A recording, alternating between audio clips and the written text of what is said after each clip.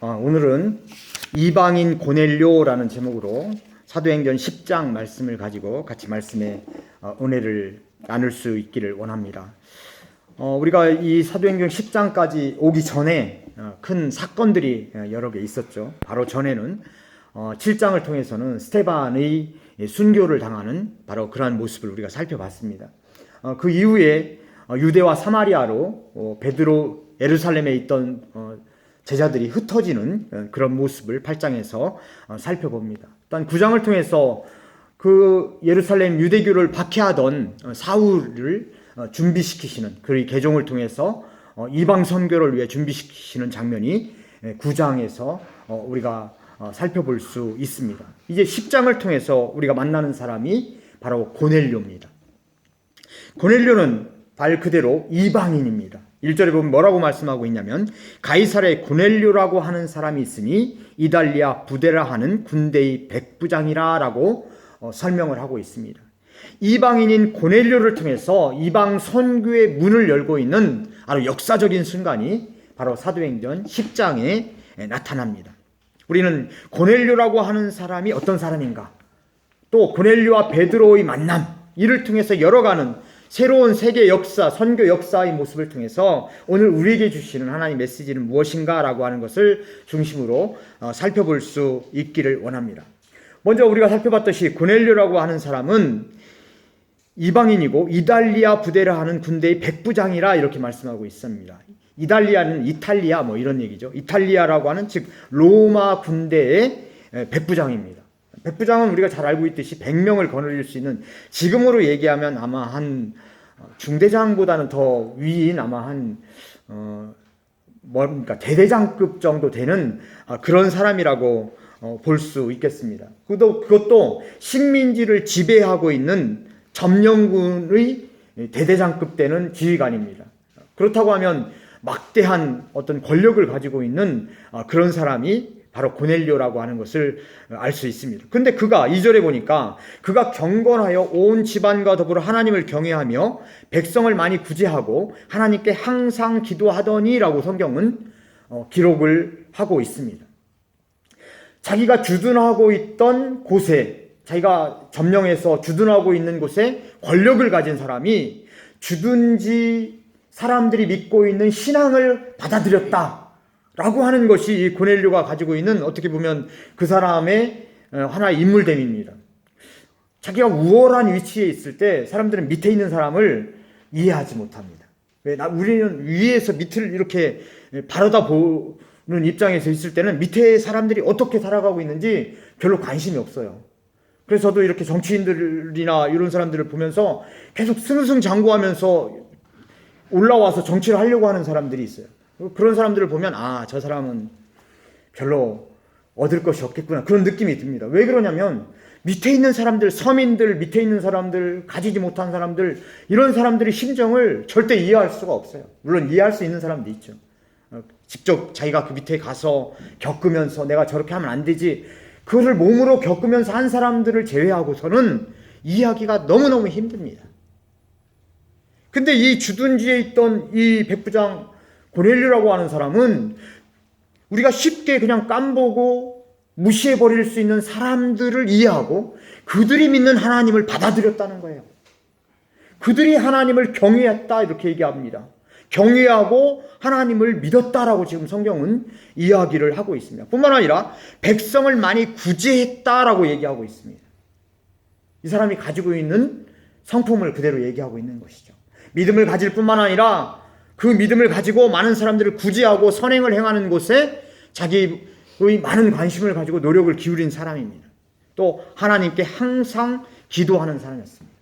그래서 4절에 이렇게 말씀합니다. 고넬료가 주목하여 보고 두려워 이르되 주여 무슨 일이니까? 이 천사가 나타납니다. 천사가 뭐라고 얘기하냐면 천사가 이르되 내 기도와 구제가 하나님 앞에 상달되어 기억하신 바가 되었으니 라고 말씀하고 있습니다. 내 기도와 구제가 하나님 앞에 상달되었다. 그러니까 고넬료라고 하는 사람은 그냥 평범한 사람이 아닌 것이죠. 이 사람은 진정한 겸손을 가지고 있는 사람입니다. 이 사람은 진정한 사람들에 대한 긍휼히 여길 수 있는 마음을 가지고 있는 사람이에요. 구제와 기도를 하는 사람이다. 따로따로 떨어진 게 아니죠. 구제와 기도. 결국 이건 어떻게 보면 예수님께서 이 땅에 오신 목적이 바로 그 목적이 아닙니까? 예수님은 하늘만 바라보라고 말씀하시지 않았어요. 하늘만 바라보는 것에 예수님이 관심이, 물론 예수님 하나님이시기 때문에 그런 관심이 있었지만, 그러나 예수님의 삶의 중심은 늘 평범한 사람, 또 평범함보다 이하에 있던 사람들, 이 세상에서 고통받고 이 세상에서 핍박당하고 이 세상에서 외면당하는 사람들에게 예수님은 다가가셨던 것이죠. 이게 예수님의 사역의 가장 초점이 아닙니까? 우리 기독교도 역시 마찬가지로 우리가 교회를 생각할 때 어떤 생각합니까? 아, 저 사람은 교회 다니는 사람이야.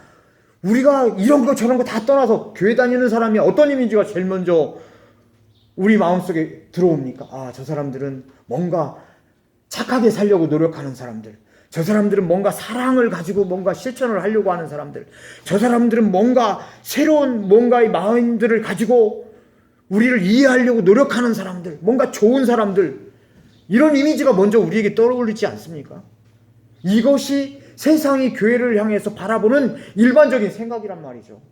우리가 성경을 보면서 뭐 복잡하게 바라볼 것도 없죠. 성경 몇 구절만 읽어봐도, 예수님께서 하신 말씀 몇 말씀만 우리는 읽어봐도, 아, 예수님은 이런 분이야 라고 하는 것, 이미지가 우리에게 딱 떠오릅니다. 복잡한 이론적인, 복잡한 무슨 논리적인 이런 게 다 필요 없는 것이죠. 예수님, 그럼 어떤 생각이 떠오릅니까? 아, 따뜻한 사람. 예수님, 그럼 우리가 다가가면 우리 마음을 다 이해해 줄 것 같은 사람. 내가 무슨 고민을 가지고 있으면 그 고민도 다 들어줄 것 같은 사람. 우리가 예수님 하면 떠오르는 것, 교회 하면 떠오르는 첫 번째 이미지가 교회의 전반적인 이 세상의 교회를 바라보고 있는 이미지 본래의 모습인 것이죠. 교회가 어떤 교회가 되어야 됩니까? 바로 그런 교회가 되면 좋은 교회가 되는 것이죠. 이거는 이론이 필요 없는 것입니다. 세상은 교회를 향해서 그렇게 바라보고 있는 거예요. 이 고넬료를 이방인이었지만, 그러나 그 이방인이었던 고넬료, 그러나 그는 자기가 사람들에게 다가갔고 그 사람들을 이해하려고 했고 그들이 믿고 있는 하나님을 받아들였고 또 구제와 기도에 열심히 있는 바로 그런 사람이었어요. 이런 사람이었기에 이 천사가 이 고넬료에게 다가갑니다. 하나님께서 고넬료를 통해서 이방 선교의 문을 열어버립니다. 그런데요, 제가 이렇게 보면서 요즘 우리 교회를 보면서 참 여러 가지 많은 생각이 듭니다. 교회가 왜 저럴까? 요즘의 교회가 왜 저렇게 지금 변해가고 있는 것일까? 그러면서 지난번에도 우리 잠깐 식사하면서 얘기한 것이, 코로나를 통해서 우리 교회에게 지금 원하는 것이 무엇일까? 라고 하는 생각을 일주일 내내 계속해서 하면서 제 나름대로는 그런 생각이 들더라고요. 이 교회가 이런 모습, 지금과 같은 모습을 보인, 어떻게 보면 지금과 같은 교회의 모습은 뭐냐면요, 시대 정신을 따라가지 못하는 반사회적인 기독교의 모습을 지금 보이고 있단 말이죠. 시대 정신을 끌고 가는 것이 아니라 따라가지도 못해요. 따라가기는커녕 시대 정신을 막고 있는 기독교의 모습을 지금 교회를 통해서 우리는 발견하고 있는 것입니다. 아니, 교회가 시대 정신을 리더할 입장에 있는 교회가 시대 정신을 거꾸로 거슬려서 막고 있는 저런 모습을 보이고 있는, 어떻게 보면 반사회적 기독교의 모습을 지금 보이고 있는 것이죠.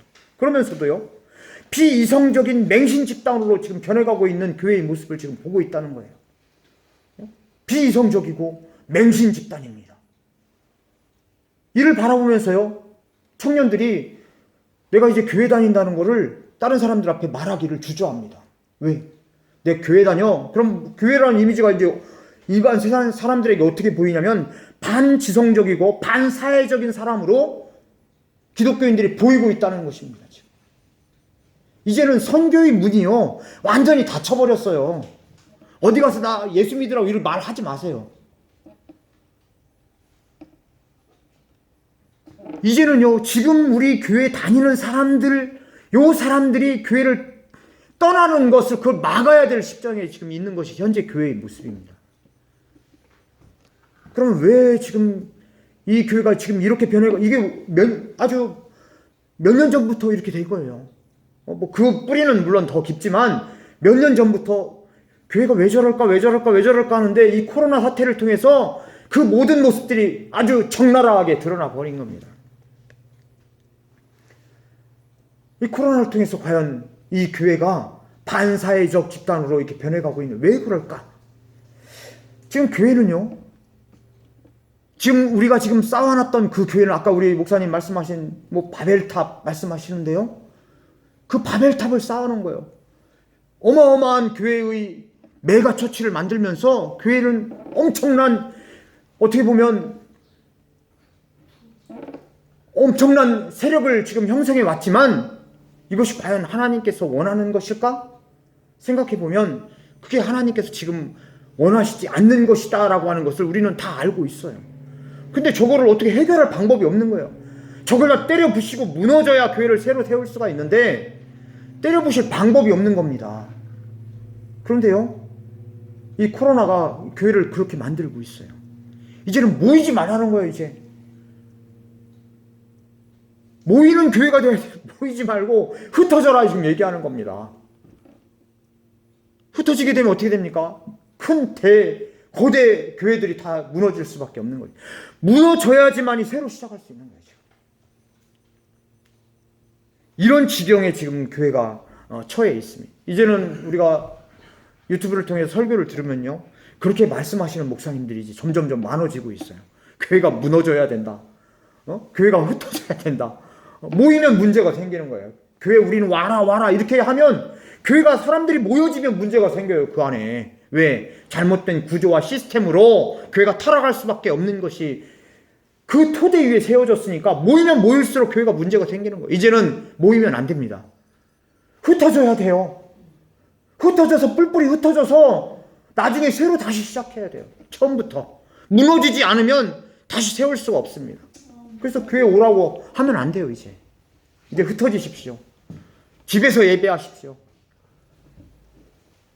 그런데요, 사람들이 이렇게 보면서 뭐라고 얘기하냐면, 그러면 나는 어느 교회를 가야 됩니까? 갈 게 없다니까요.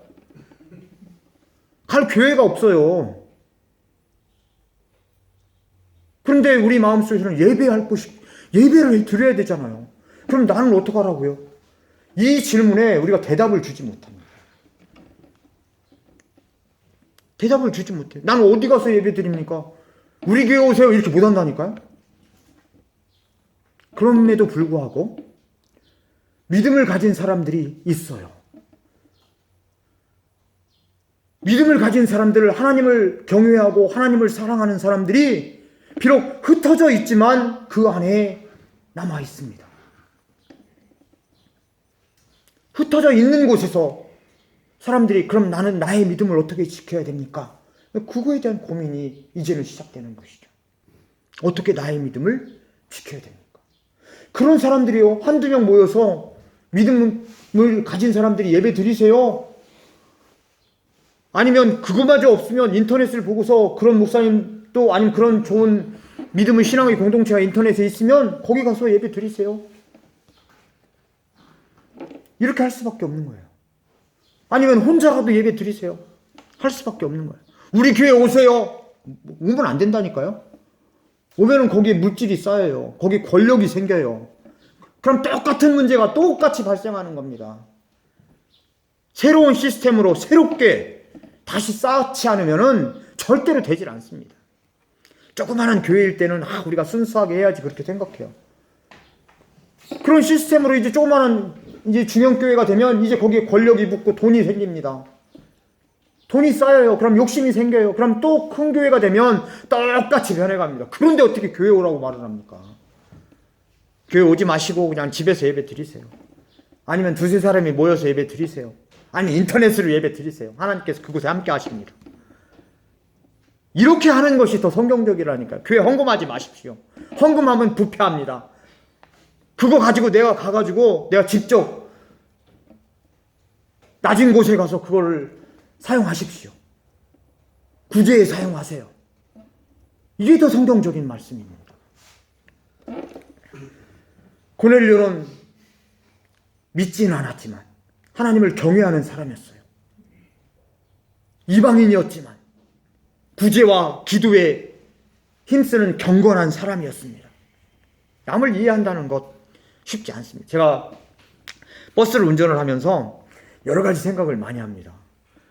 예전에 뭐 카페 할 때는 그래도 그 카페에 찾아오는 사람들의 부류가 어느 정도 커피 한 잔 이렇게 먹을 수 있는 정도 되면 이 사람들은 여유가 조금 있는 사람들이에요. 여유 없어도 그냥 뭐 먹는 사람도 있지만 그런데 좀 어느 정도 여유가 있는 사람들이에요. 근데 이제 이 버스를 이렇게 타는 사람들을 가만히 보면 어떤 때는 막 승질이 날 때가 있어요. 왜 승질이 나냐면 사람들이 어떻게 보면 이게 여러 대중들이 이용하는 것 아닙니까? 그러면은 자기가 빨리빨리 올라타고 빨리빨리 내려야지 사람들이 시간이 있고 사람들이 불편을 줄 수 있잖아요. 내가 거기서 근데 천천히 멍하고 앉아있다가 버스가 오면은 이렇게 손도 안 들어요. 탈 거야? 그러면은 탈 거야 하면서 이렇게 하면 올라옵니다. 올라와가지고 버스 카드도 뭐 여기 어디에 지갑에 나눴는지 막 그때 찾기 시작해요. 그러면서 한참 있다 해서 이게 또 이제 결제를 하고 들어갑니다. 또 어떤 사람들은 이제 몸이 불편하신 분들이 있어요. 몸이 불편하신 분들이 천천히 올라오잖아요. 사람들 앉아있는데 이분들 물론 불편하신 분이니까 어쩔 수 없는 거잖아요. 근데 우리는 빨리 가야 되는데 막 이제 그러니까 어떤 때는 빨리 좀 탔으면 좋겠는데 천천히 올라오시는 분도 있어요. 여러 사람들을 다 만납니다. 근데 이렇게 보면서 좀 아주 그다음에 아주 루드한 사람들도 있어요. 그러니까 우리가 보통 사람들이라면 저렇게 행동을 안 할 건데 보통 사람들이 어떤 상식적인 수준에서 그 이하로 행동하는 사람들을 볼 때 어떤 때는 울컥하고 화가 이렇게 또 치밀어요. 그러면서 제가 제 자신을 한번 돌아봤어요. 내가 지금 왜 버스 운전을 하고 있지? 버스는 왜 필요한 거야? 생각을 하니까 거기에 답이 있는 거예요. 버스를 필요로 하는 사람들은 스탠다드, 노멀한 사람들은 자기 차 타고 다니지 누가 버스 탑니까? 버스를 필요로 하는 사람들은 스탠다드에서 떨어지는 사람들이에요. 가령 예를 들어서 차를 살 여유가 없는 사람들, 또 학생들, 또 노약자들, 또 그 다음에 여러 가지 장애가 있으신 분들, 우리가 생각하는 딱 정해놓은 하나의 스탠다드가 있잖아요. 그냥 보통 사람들이 한 7, 80% 행동하는 사람들이 있잖아요. 그 7, 80%를 제외한 나머지 사람들을 위해서 시에서 돈을 거기다 들여가면서 세금 걷어서 이걸 운영을 하고 있는 거란 말이에요. 우리는 그 운영하는 회사에 고용돼서 일을 하고 있는 거고, 그래, 그걸 생각하니까, 이 사람들을 스탠다드로 보면 안 되겠다. 스탠다드로 보지 않고, 이 사람들을 스탠다드에서 떨어지는 사람들로 보고, 그들의 입장에서 이 사람들에게 서비스를 제공해야 되겠다. 그러니까 울컥 올라오다가 아니지 이해하는 마음이 들기 시작하더라고요. 이래서 남을 이해한다는 것이 이렇게 힘든 것이구나 하는 거를 제가 많이 느낍니다. 이 고넬료라고 하는 사람들은 그러나 이 고넬료는 사람을 이해하는 사람이었어요. 이해하고 험불한 마인드를 가지고 그들을 도와주고 또 그들과 함께하고 그들의 종교를 받아들이고 하는 이런 사람들, 이 사람을 통해서 세계 선교의 역사가 시작됐다라고 하는 것이죠. 그래서 우리가 사도행전 10장을 보면서 이 고넬료라고 하는 사람을 우리 다시 한번 생각을 하게 됩니다. 이제 고넬료에게 나타나서 이제 베드로를 가서 찾아라라고 지금 이야기를 하죠. 이제 베드로에게도 또 나타납니다. 이제 3절에 보면 9절에 보면 이렇게 말씀을 하고 있습니다. 이튿날 그들이 길을 가다가 그 성에 가까이 갔을 그때 베드로가 기도하려고 지붕에 올라가니 그 시간 제6시더라. 베드로에게 나타났어요. 베드로가 뭐라고 얘기하냐면 10절, 그가 시장에서 먹고자 하며 사람들이 준비할 때 황홀한 중에 하늘이 열리며 한 그릇이 내려오는 것을 보니 큰 보자기 같고 네 귀를 메어 땅에 들이웠더라. 그 안에는 땅에 있는 각종 네 발 가진 짐승과 기는 것과 공중에 나는 것들이 있더라. 지금 큰 보자기가 내려와서 그 안에 각종 네 발 가진 것, 기는 것, 공중 나는 것, 이 더러운 것이 딱 있는 거예요. 베드로가 생각할 때는 저건 더러운 것이다. 딱 생각할 만한 것이 하늘에서 쭉 보자기에서 내려온 거예요. 근데 13절에 뭐라고 얘기하냐면 또 소리가 있으되 베드로야 일어나 잡아먹어라. 베드로에게 얘기하는 거예요. 베드로가 생각할 때는 저건 더러운 것들 이렇게 생각하고 있는데 베드로에게 나타나가지고 아니야 그거 잡아먹어. 네가 가서 잡아먹어. 베드로의 반응이 뭡니까? 14절에 보면 베드로가 이르되 주여 그럴 수 없나이다. 속되고 깨끗하지 아니한 것을 내가 결코 먹지 아니하였나이다. 자, 이 고백은 주여 속되고 깨끗하지 아니한 것, 베드로가 판단했을 때 저것은 더러운 것이고 경건한 것이 아니다. 이건 종교적인 관점에서, 즉 유대교적인 관점에서 더러운 것과 성결한 것 이것을 나누고 있잖아요. 베드로가 봤을 때는 저건 하나님께서 원하시지 않는 음식이야 라고 하는 것들만 거기에 지금 쌓여 있는 것이죠. 근데 베드로에게 그거 잡아먹어 얘기하니까 베드로는 아닙니다. 하나님, 저는 깨끗하게 살아온 사람이고 나는 저거 결코 여태까지 손도 안 대고 먹지도 않았던 사람입니다. 나는 결코 먹을 수 없습니다 라고 지금 얘기하고 있는 것이죠. 어떻게 보면 지극히 당연한 리스판스죠. 나는 깨끗하게 살아온 사람이 저건 더러운 것이고 나는 성결한 사람입니다. 딱 금을 그리면서 나는 먹을 수 없습니다. 같이 할 수 없습니다. 딱 얘기하는 것이죠. 근데 15절에 또 두 번째 소리가 있을 때 하나님께서 깨끗하게 하신 것을 내가 속되다 하지 말라. 아니야, 저건 내가 깨끗한 것을 저건 깨끗하니까 괜찮아, 먹어. 지금 이렇게 얘기하는 것이죠. 근데 베드로 또 뭐라고 합니까? 아닙니다, 저는 저거 절대 먹을 수 없습니다. 이 또 거부하는 겁니다. 또 세 번째 이런 일이 있어요. 16절에 보면 이런 일이 3번 있은 후 그 그릇이 곧 하늘로 올려져 가니라. 3번이나 있었단 말이죠. 3번이라고 하는 건 뭐예요? 베드로가 얼마나 완강하게 거부했는가? 나는 절대 먹을 수 없습니다. 그냥 하나님께서 아니야 먹어. 저거 깨끗한 거야. 계속해서 지금 얘기하는 것이죠. 우리가 가지고 있는, 베드로가 가지고 있는 기존의 사고방식, 우리가 가지고 있는 사고방식, 이것을 깨뜨리는 것이 얼마나 어려운 것인가 라고 하는 것을 지금 성경에서는 이렇게 지금 얘기하고 있는 것이죠. 우리가 가지고 있는 사고방식을 깨뜨리는 것, 그건 굉장히 어렵습니다. 우리는 내 사고방식의 틀 안에 잡혀있는 하나의 종입니다. 내가 그 사고방식 안에서 우리는 그 안에서만 움직이려고 해요. 그걸 벗어나려고 하지 않습니다. 마치 그걸 벗어나는 것은 죽음이라고 생각하는 거예요. 불편합니다. 그래서 그 안에서만 생활하려고 해요. 그렇다면요, 그 안에서 생활하고 있는 사람들을 밖에서 봤을 때는 어떻게 봅니까? 답답하다. 너무 답답해 보이는 거예요. 아니 저걸 그냥 툭 털고 나가면 되는데 그 안에 갇혀서 옴짝달싹을 못해요. 우리가 유대인들을 보면서 유대의 율법에 억눌려서 있는 것을 보면서 예수님께서 내가 온 것 너에게 자유를 주려고 왔다 말씀하시지 않습니까? 그거 깨뜨려 버려. 아니야, 나는 절대 못 깨뜨려. 나는 이 안에 있을 거야. 지금 우리가 그 모양으로 살고 있는지도 모릅니다.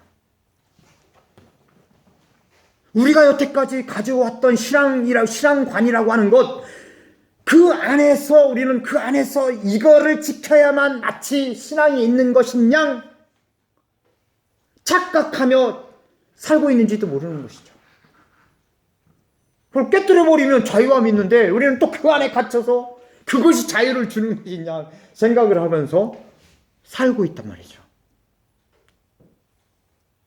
내가 갇혀있는 틀은 지금 어디에 있습니까? 한번 잘 보세요. 나는 어떤 틀 안에 갇혀져 있는가?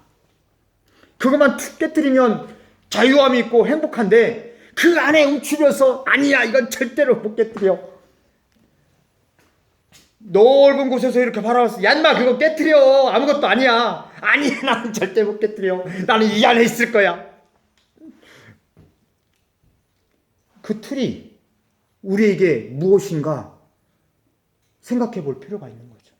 나는 어떤 틀 안에 갇혀서 나를 불편하게 하고 나를 억압하고 나의 자유함이 그 안에 상실되어 있는가? 우리 자신이 한번 돌아보면서 깨뜨릴 준비를, 자, 망치 하나씩 준비하시죠? 나는 어떤 것을 깨뜨릴 것인가 한번 잘 생각해. 나만 압니다. 다른 사람은 몰라요. 근데 주변에 있는 사람은 또 알아요. 아이 그거 깨뜨리라니까. 아니야, 절대 못 깨뜨려. 물어봐. 야, 내가 갇혀있는 틀이 뭐야? 다른 사람한테 물어보는 것도 좋아요. 우리 임순 씨, 나에게 갇혀 있는 틀이 뭐야? 좀 이따가 그러니까. 왜냐면 내가 스스로 못 보는 걸 옆에 있는 사람 볼 수 있으니까. 근데 그거를 잘 들을 수 있는 귀가 필요한 것이죠. 그 귀를 갖지 못하면 평생 그 안에 갇혀서 그 안에서 그 종로를 타면서 살아간다니까요. 때로는 우리의 사고를 객관적으로 볼 필요가 있어요. 내 갇혀있는 틀 안에서 자유함을 얻지 못하는 그거를 좀 객관적으로 보면 보일 수가 있어요. 자, 베드로는 그 안에서 아니야 먹으라니까, 아니 못 먹어요, 먹어, 못 먹어요, 먹어. 계속 지금 씨름하고 있는 것이죠. 이제 17절에 이렇게 말씀합니다. 베드로가 본 바 환상이 무슨 뜻인지 속으로 의아해 하더니 마침 고넬료가 말하는 사람이 시몬의 집을 찾아 문 밖에 서서 불러 묻되 베드로라는 시몬이 여기 유숙하느냐. 자, 베드로가 환상이 무슨 뜻인지 이해하지 못했어요. 우리가 얘기할 때는 베드로 그러면 하나님이 수제자고 그러면 예수님의 수제자고 그럼 뭔가 척척척척 다 알아서 했을 거야. 베드로도 하나님의 환상을 보고도 이게 도대체 무슨 뜻일까 확신이 없었던 거예요. 우리가 똑같은 성정을 가진 사람이기 때문에 그렇습니다.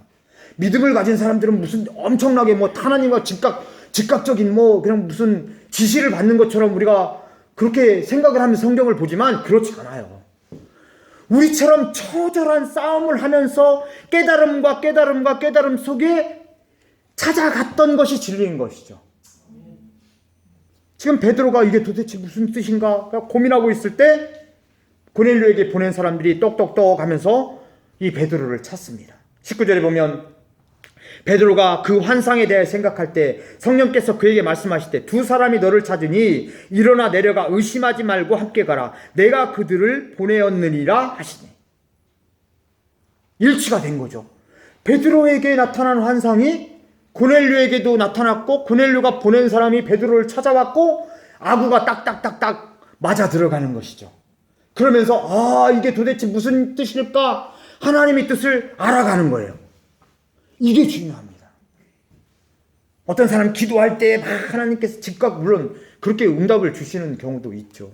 그거를 결코 우리는 부정하지는 않습니다. 그런데요, 하나님의 뜻을 알아가는 과정은 너무 힘든 과정입니다. 분명하게 나타나서 이렇게 해! 그거보다는요, 안개 속을 헤매듯이 하나 찾아가는 과정이 하나님의 뜻을 찾아가는 과정이에요. 우리는 그런 신앙의 여정 속에 지금 있는 것이고요. 그 신앙의 여정 속에 있기에 우리 같이 가자. 혼자 가면 무섭잖아요. 어렸을 때 공동묘지 다 가보셨죠? 우리 뒷동네에 공동묘지가 있는데요. 낮에는 우리가 놀이터가 거기 공동묘지예요. 근데 밤에는요, 혼자는 못 가요. 근데 우리 친구들하고 놀 때, 야, 우리 뭐 오늘 밤 우리 놀자. 그러면 친구들하고 막 가면 하나도 안 무서워요. 그럼 뭐 공동묘지가 뭐가 그냥 같이 간단 말이에요. 신앙의 여정도 마찬가지예요. 혼자 가려면 두렵고 떨리고 내가 맞나? 내가 혹시 길을 잃으면 어떨까? 그때 같이 가는 거예요. 같이 우리 이렇게 하자 하고 같이 가면 안 무서운 거예요. 힘이 되는 거예요. 그래서 우리는 믿음을 가진 사람들이 같이 모여서 예배 드리는 것이죠. 그걸 강조하는 거예요, 교회에서는. 근데 그거를 이용하려고 하면 안 되죠. 우리는 같이 가는 것이지 거기서 권력을 만들고 돈을 만들고 그 안에서 사람 내 마음대로 조정하고 이건 교회가 아니죠. 이거는 인간 집단이지 그건 교회라고 할 수 없는 것입니다. 21절에 보면 이제 베드로가 내려가 그 사람들을 보고 이르되 내가 곧 너희를 찾는 사람인데 너희가 무슨 일로 왔느냐. 그들이 대답하되 백부장 고넬료는 의인이요 하나님을 경외하는 사람이라 유대 온 족속이 칭찬하더니 그가 거룩한 천사의 지시를 받아 당신을 그 집으로 청하여 말을 들으려 하느니라. 우리 집에 와서 말씀을 좀 증거해 주세요. 그래서 우리가 찾아온 겁니다. 베드로가 이제 깨닫기 시작합니다. 고넬료라고 하는 사람을 내가 고넬료를 통해서 무엇을 해야 되는가. 이제 나머지 부분을 다음 주에 설교하겠습니다. 오늘 다 만들어 놨는데 사설이 길어가지고 다 이거를 다 하지를 못하겠어요. 이제 그걸 깨달아 가는 거예요. 고넬료라고 하는 사람을 통해서 나에게 이제 또 이 세계 지금 내가 지금 무슨 일을 해야 되는가? 고넬료를 왜 선택했는가? 하나님께 나에게 무슨 비전을 주시는가? 베드로가 그걸 깨닫고 이제 이방인들에게도 하나님 말씀이 증거가 되기 시작했구나. 고넬료 가정을 세례를 주고 말씀을 증거할 때 성령의 놀라운 역사가 나타납니다. 성령의 놀라운 역사라고 하는 것은 이때 당시 성령의 역사는 사인이었어요. 지금은 성령의 역사입니다. 마음이 뭉클해지네 이 정도지만 그때 당시에 성령의 역사는 사인이 나타났다는 거예요. 분명한 사인이. 그럼 결과론적으로 보면 베드로가 다시 생각을 되짚고 복기를 해보면 베드로는 그걸 발견하는 것이죠. 아, 성령이 나타나는 걸 보니까 하나님께서 고넬료라고 하는 사람을 통해서 분명하게 이방 선교의 문을 열으셨구나. 고넬료가 나를 만나게 하시고 또 그에게 가서 말씀을 증거하게 하시고 또 성령의 역사가 나타나는 걸 보니까 내가 가지고 있었던 편견, 그 편견, 내가 깨끗하게 내가 부정하다고 하는 것 하나님께서 나타나서 그건 부정한 것이 아니야. 그가 부정하다고 생각했던 것은 이방인이었던 것이죠. 이방인 부정하고 유대인들을 대상으로 하나님 말씀만을 증거하려고 해요. 우리는 선민이니까 생각했던 그 고정관념의 틀을 깨고 이방 선교의 문을 열으셨구나 라고 하는 것을 베드로가 깨닫는 것이죠. 베드로는 비로소 자기 고정관념의 눈을 깨뜨려 버렸어요. 계속해는 확인 과정을 통해서 다시 복귀 과정을 통해서 내가 깨달은 것이 맞구나 라고 하는 것을 그는 계속해서 점검해 나갑니다. 우리 신앙에서 필요한 것이요 바로 이 점검의 과정입니다. 복귀의 과정이에요. 우리 교회가 쭉 내려왔던 역사를 다시 한번 복귀해 볼 필요가 있는 거예요. 지금 시점에서 우리가 한국교회가 이렇게 번영했고 지금 이렇게 타락하고 쇠퇴하고 지금 무너져가고 있는데 왜 이렇게 됐을까? 계속해서 그 복귀 과정을 쭉 거슬러 올라가 보면 거기에 해답이 있는 것이죠. 왜? 첫 단추가 잘못 껴졌으니까. 제가 계속해서 얘기했던 게 한국교회는 안 됩니다. 왜? 첫 단추가 잘못 껴졌습니다. 누구나 다 똑같이 저렇게 됩니다. 계속해서 얘기했던 게 바로 그런 부분입니다. 우리가 이런 확증의 과정이 필요한 것이죠. 이걸 통해서 우리는 다시 시작할 수 있습니다. 어떻게 우리가 시작할까? 어떻게 교회를 만들어 나갈까? 우리는 어떻게 행동을 해야 되는가? 우리는 어떻게 좋은 교회를 만들어갈 수 있을까? 나의 고정관념의 틀을 깨고 다시금 하나님께서 지금 우리에게 무엇을 원하시는가를 생각할 수 있는 바로 그러한 귀한 저희들이 될 수 있기를 주님의 이름으로 간절히 축원드립니다. 기도하겠습니다.